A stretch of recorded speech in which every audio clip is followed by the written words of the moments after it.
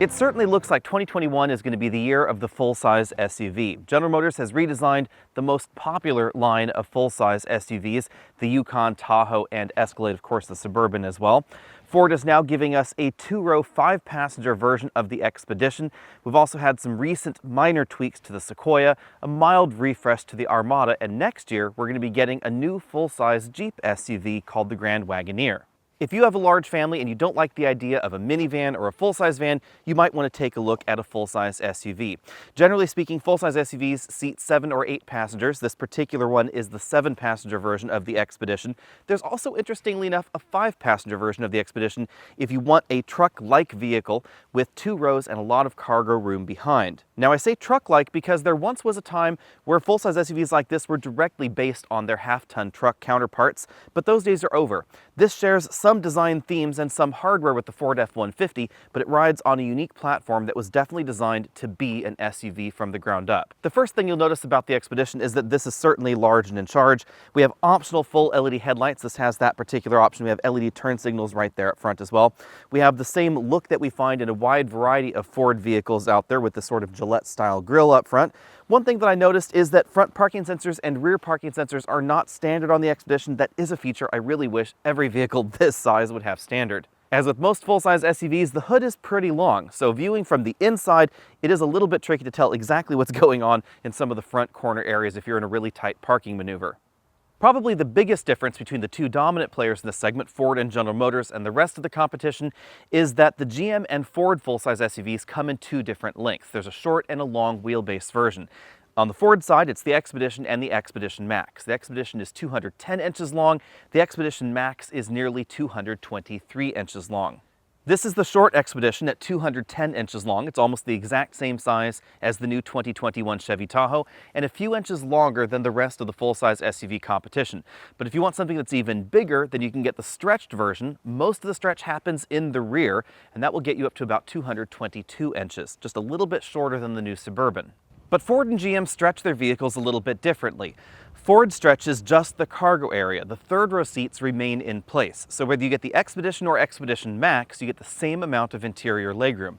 When you take a look at the Tahoe and Suburban, in the Suburban, the third row seats move further rearward. So not only do you get more cargo room, you also get more legroom. Be sure and let me know what you think about the look of the Expedition down there in the comments section. This is certainly less controversial than what we see in the new Tahoe and new Suburban, but some folks think this is a little bit plain Jane. The rear tail lamps are combination modules, so the turn signals and brake lights are LEDs, but the backup lights are incandescent. We have a very vertical hatch, which gives us a lot of cargo practicality, and some nice touches that we seem to only be finding in full-size SUVs these days with a separately opening rear glass. That is a really, really practical touch, something that I wish more SUVs and crossovers had. Then, of course, if you want to put larger cargo in, you can open up the large hatch right there. With the hatch open, you'll notice that the cargo load-in height appears to be a little bit higher than what we see in the new Tahoe and new Suburban, but this is certainly lower to the ground and giving us more cargo room than we found in previous generations of full-size SUVs. That's because Ford was really the first company to give a full independent suspension to their large SUV. That not only improves the way that the vehicle handles and the way that it feels out on the road, it also improves cargo practicality because the suspension components just don't take up quite as much room as a solid axle would. At least for the moment, the Expedition has the only twin-turbo gasoline V6 engine in this segment. It's a 3.5-liter V6 borrowed from the Ford F-150 lineup. Only under this hood, it produces 375 horsepower and 470 pound-feet of torque. That is an enormous amount of torque when you compare this to most of the competition. That's one of the reasons that the Expedition has one of the highest payload ratings and towing ratings available in a full-size SUV. The engine's mated to a standard 10-speed automatic transmission and your choice of rear-wheel drive or four-wheel drive. This uses the same basic four-wheel drive systems that we find available in the F-150 as well. Thanks to the modern V6 engine, fuel economy is significantly above what we see in the Japanese competition, 18 to 20 miles per gallon depending on the options that you select. This is actually the most efficient version of the Expedition that I'm driving today because this is the short wheelbase version with rear-wheel drive. As always, towing capacity will vary based on the model and options that you select. The base version of the Expedition and Expedition Max will tow between 6,500 and 6,600 pounds, depending on the options. And if you get the Max trailering package, you get class-leading towing ability between 9,000 and 9,300 pounds, depending on the options that you select. That puts this ahead of pretty much all of the competition outside of a half-ton pickup truck. If you want to tow a lot of weight in your three-row vehicle, you have not too many options out there, to be perfectly honest. You have, obviously, the rest of the the full-size competition, but those will generally max out somewhere around 7,600 to 8,000 pounds. You have this guy right here, which will tow up to 9,300 pounds, and then you have the Dodge Durango line, which will tow up to 8,700 pounds, but the Durango is not the same thing as this because it is much smaller. It is a mid-size 3-row crossover. This is a 3-row full-size SUV. Bearing in mind that I am driving the top-end Platinum trim of the Expedition, I'm going to give these seats 10 out of 10 points. I find the seat design itself very comfortable, but it's also highly adjustable. The driver and front passenger seat have exactly the same range of motion. We also have a tilt telescopic steering column that's memory linked to the 3-position memory over there on the door. Ford does things a little bit differently in this particular seat design. There are 3 air bladders in the back of the seat, and you can inflate and deflate them all individually. So if you'd like the middle one to be less inflated, but the bottom one and the top one to be overinflated, you can do that via the infotainment system in the dashboard. This seat design also allows Ford to offer sort of an anti-fatigue massage. Now, it's not as aggressive as the massage feature that you'd find in a modern Mercedes, for instance, but this system does not time out, and it also has a leg massage feature where it will inflate and deflate bladders in the seat bottom cushion to help improve leg circulation. This is the kind of seat you want to be in on a really long road trip. A lot of those luxury vehicles' front seat massage features time out after 10 or 15 minutes, and this massage feature doesn't really seem to have a timeout. At least I haven't encountered it after having been in these seats for about an hour. With 121.5 inches of combined legroom, the Expedition and Expedition Max are very similar to the new Chevy Tahoe. As you can see, I have about a foot of legroom with that front seat comfortably adjusted for me at 6 feet tall. If I scoot all the way over to the right, I still have about 6 or 7 inches left with the front seat all the way back in its tracks. If you want more legroom than this, you have very few options out there. You could look at something like a 15-passenger van, or you could look at a Chevy Suburban, which will give you about 2 inches more legroom. As I said before, the key difference between the Expedition and Expedition Max and the Tahoe and Suburban comparison is that with the Suburban, Chevy moves the third row rearward a little bit, and when you get the Max version of the Expedition, you just get more cargo room in the rear. So combined legroom does not change in that long wheelbase model. The second row seats do slide forward and backward to apportion space a little bit more equitably, and as I said before, seating comes in a few different flavors. There's a 5-passenger version of this, which really is unique, so you just have a bench here in the second row, nothing behind, just a large cargo area back there, or you can get a 3-person bench or the 2-person captain's chairs that this model has. Now let's talk about seatbelts for a moment. This has a pretty unique feature. We have an inflatable seatbelt. You can see I have a little inflatable seatbelt icon right there and a very different buckle. This actually has the igniter and the charge for inflating that seatbelt right into it. And then we have 2 wheels, one on the bottom and then one on the top. Now personally, I love the idea of inflatable seatbelts because they really reduce chest loads in the event of an accident. So if you have smaller bones or fragile bones, you're much less likely to get broken ribs, broken collarbones, etc. with an inflatable shoulder belt design like this. Now on the downside, a decent number of child seat manufacturers don't like the idea of inflatable shoulder belts. Mainly it seems to be that they aren't doing a lot of testing and there doesn't seem to be anything intrinsically wrong with an inflatable shoulder belt. But keep in mind that some child seat manufacturers, actually most of them out there, will say that you shouldn't use this kind of seat belt on their child seat. Instead, you're going to need to use the latch anchors, and if your child ages out of the latch anchors before they could just use this seat belt solo, you would have to find a child seat or a booster seat that is deemed compatible with the inflatable shoulder belt. Speaking of child seats, the Expedition is one of the few vehicles in North America that allows you to leave a child seat latch anchored into place and still tilt and slide that seat forward for easier access to the third row. Most of the competition seats move in ways that are incompatible with leaving a child seat latched into position. So you would need to either remove the child seat or simply crawl through that whatever opening was left or go right through the middle if you chose a 7-passenger version. You don't have to do that in the Expedition. Because of the way Ford has designed these seats, I also find it a little bit easier to operate that second row seat with a single hand. It seems like kids might also have an easier time of pulling these seats back into place or unlatching them just based on their general design. Hopping back here into the third row, we have a reasonable amount of headroom. The headrests do flop forward right like that. As you can see, I can put my back all the way to that seat back and then my head is just barely touching the ceiling. The third row seats offer a power recline functionality, although they don't get as comfortable as you might think. The recline mechanism gives us about an extra 2 inches or so of recline from the most upright position. When it comes to child seat coverage, the third row offers 2 sets of latch anchors for the outboard seating positions. The center seat belt comes right there out of the ceiling, and a nice touch is that the latch actually has a magnet in it, so that way it will stay right there on the roof. It won't flop around. Since the third row is likely to spend a decent amount of time folded, we do have harder plastics back here in what would become the cargo area with the rear seats folded, although we do get HVAC vents back here. In the short wheelbase Expedition, cargo capacity is pretty similar to the Volkswagen Atlas and the Kia Telluride at just under 21 cubic feet. But if you get the max version of this, then you get nearly double the cargo capacity. Thanks to the newer design that we find in the Suburban and the slightly longer body, you will get more cargo room in that Suburban. 36 in the Expedition Max, over 40 cubic feet in that new Suburban. Of course, if you get the 5-passenger version of this, then you get an absolutely enormous cargo area. It's going to be right around 60 cubic feet because there is no third row. Now, this vehicle does have a powered third row if you want to get access to that additional storage space, but in this particular model, because this is the 7-seat version, that would give you a ton of cargo area and just 4 seats. Clearly, with the cargo area this roomy, this has to score 10 out of 10 points in the Alex & Auto's exclusive Trunk Comfort Index. As we look around the inside, keep in mind again that we are in the top-end Platinum trim, although clearly this is not as fancy as the closely related Lincoln Navigator. They had to leave a few things for that Lincoln brand. We do have a pretty large panoramic moonroof. It extends to just over the second row passengers' lap area. It doesn't go quite back there to their heads. The driver and front passenger get height adjustable shoulder belts, 4-way adjustable ratchet-style headrests. We have perforated upholstery because these seats are both heated and ventilated in the front row. The second row is just heated. The front door design is definitely a little bit different than what we find in the F-150. We find some stitched materials and softer plastics up towards the top of the door, harder plastics down there at the bottom as you'd expect. And then as you can see over here on the driver and front passenger doors, we don't have that same sort of cut down style that we find in the F-150. But the dashboard is very, very similar to the previous generation of Ford's half-ton truck. Remember that the closer relative to this would not be the current brand new F-150, but actually the prior generation model. And that really is obvious when you take a look at the way the dashboard is assembled.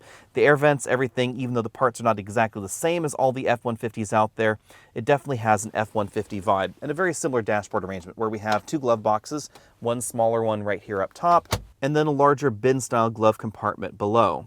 Moving over to the middle of the dashboard, you can again see that the majority of this dash is common with the previous F-150. We have the Bang & Olufsen sound system in this particular model, a small storage area right there up top.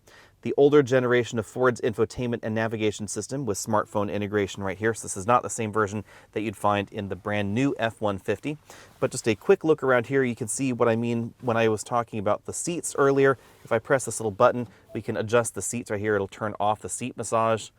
And then you can see that we can inflate and deflate those bolsters there. We can adjust the massage over here, and you can choose whether you want the seat back or seat bottom cushion, just one or the other. Continuing down the dashboard, we find 2 large air vents there, the engine start-stop button, a change holder. That's kind of an odd thing to locate right there, I think.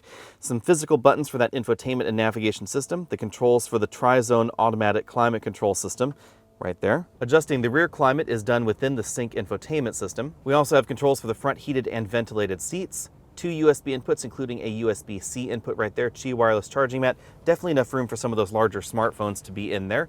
Moving down the center console, we find 2 very large cup holders behind that door, and then a rotary style shifter.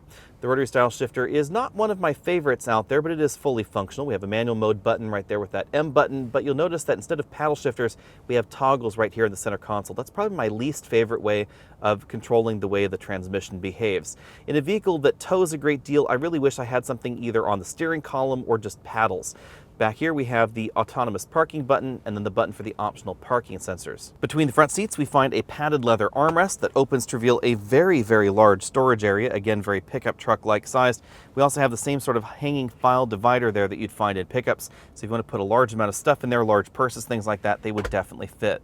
On the driver's side, we find basically the same instrument cluster that we had in the last generation F-150 with physical speedometer and tachometer on either side, and then a large LCD in the middle. As with the Ford truck lineup, we have a really nice touch over here on the left side of the display, where as you can see, if I'm in drive, I can limit the gears that the transmission will use. This is sort of like drive 5, drive 4, etc., drive 6, all that sort of thing. And then I can go ahead and click it over to manual and manually force the transmission to use a particular gear. That's really handy if you're going to do any trailer hauling with the vehicle. The rest of the LCD functions very much like the rest of Ford's pickup truck lineup. We have a wide variety of different displays, trip, fuel economy, the status of the 4-wheel drive system if you have that particular option in the vehicle. This particular vehicle does not. Digital speedometer, a lot of towing specific screens, and off-road screen, etc. On the left side of the steering wheel, we find the buttons to control that multifunction LCD, along with radar adaptive cruise control buttons.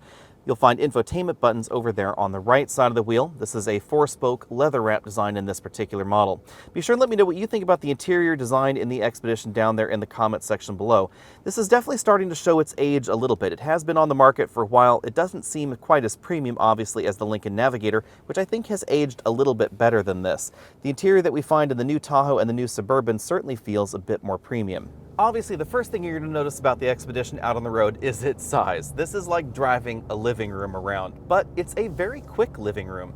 0 to 60 happened in this model in 6.2 seconds. That's definitely swifter than the average 3-row crossover out there. That's going to be significantly lighter and significantly smaller than the Expedition. You can thank the 10-speed automatic transmission and the 3.5-liter twin-turbo V6 for that. Not only do we have a really healthy amount of power in all versions of this, you don't have to step up into an optional engine in order to get this, but we also have the excellent 10-speed automatic, which shifts really quick, has a lot of great ratios. If you were to compare this to the Tahoe or a Suburban, those vehicles start off with an awful lot less power because they use a base 5.3-liter V8 engine.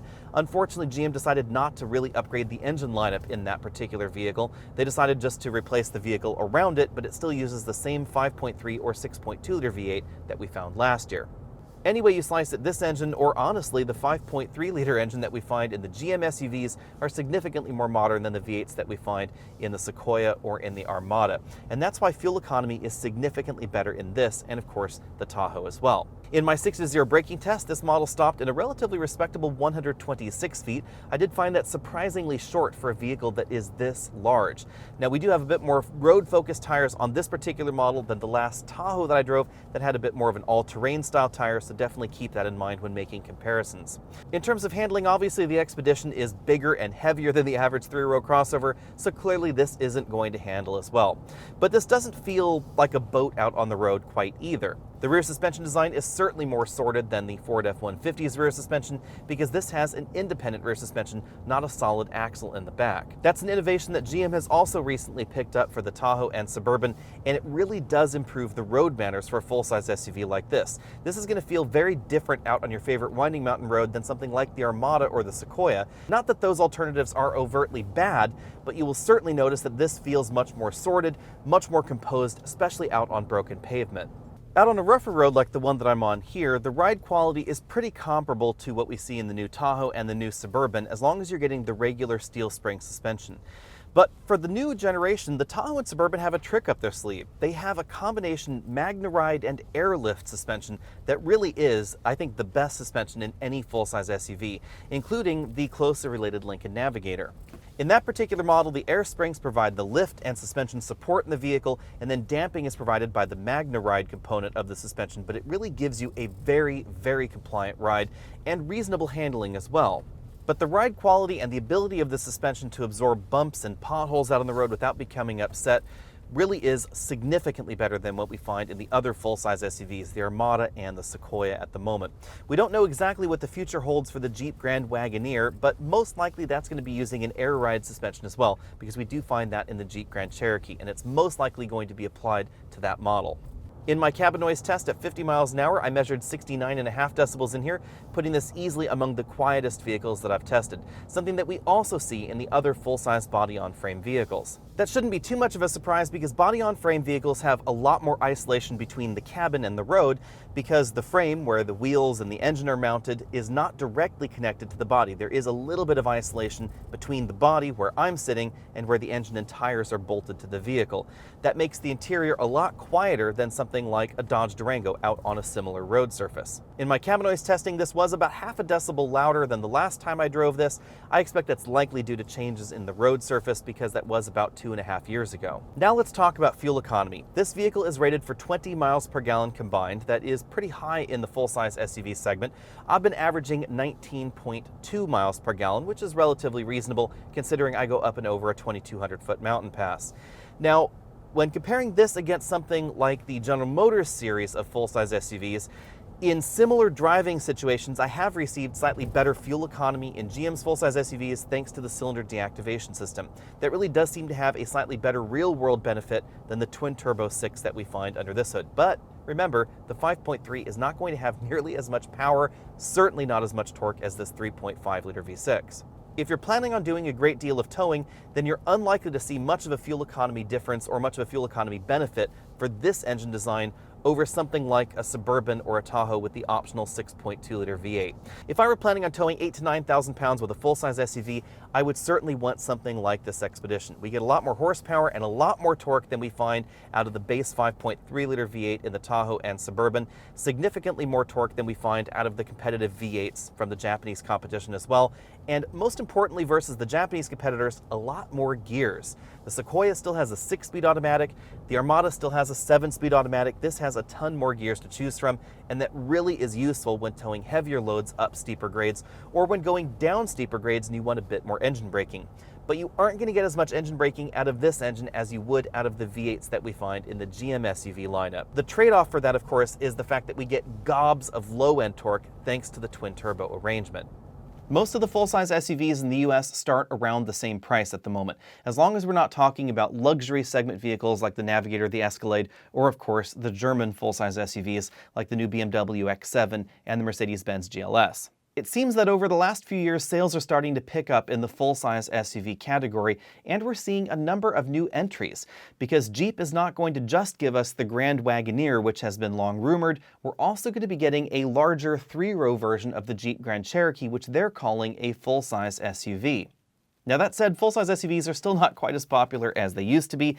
Back in 1999, the Expedition sold over 233,000 units. It outsold the Toyota RAV4 by about 4-1. And let's just say that over the last few years, the Expedition is moving a tiny fraction of that number. The big sellers in this segment continue to be the SUVs from General Motors. Let's dive into them first. The Chevy Tahoe starts at $49,000 and the Suburban at $51,700. So if you simply want the long version of a full-size SUV in America, the Suburban is where it's at. And again, it's worth noting that there is no long wheelbase version of the Grand Cherokee in 3-row format. Theoretically, that might be the Grand Wagoneer. We don't know too many details about that. But there's certainly no long wheelbase version of the Armada or the Sequoia, the two non-luxury alternatives here. So if you're looking for the vehicle with the most legroom and the biggest cargo area, you're simply going to have to go with something like the Suburban, and if you want the big cargo area, the Expedition Max. With this redesign of General Motors full-size SUVs, they've really focused on creature comforts, ride refinement, the suspension design, and the overall chassis of the vehicle. But rather unfortunately, the budget seems to have gotten a little bit cut short when it came to the engine lineup. So the base engine is a 5.3-liter V8, basically the same one that we saw last time, and then we have the optional 6.2-liter V8 as well.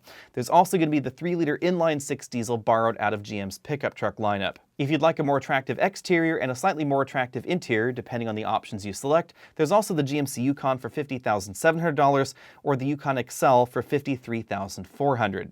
Regardless of which vehicle you select, the GM SUVs have a really great ride to them, and I really love the optional combination of adaptive and air suspension that we find available in these models. A common complaint about full-size SUVs is that they ride like trucks, and the Expedition was one of the first vehicles that tried to change that with its fully independent rear suspension, and then GM has now taken things to the next level by giving it the combination of an adaptive magnetic suspension and an air suspension if you choose the right options.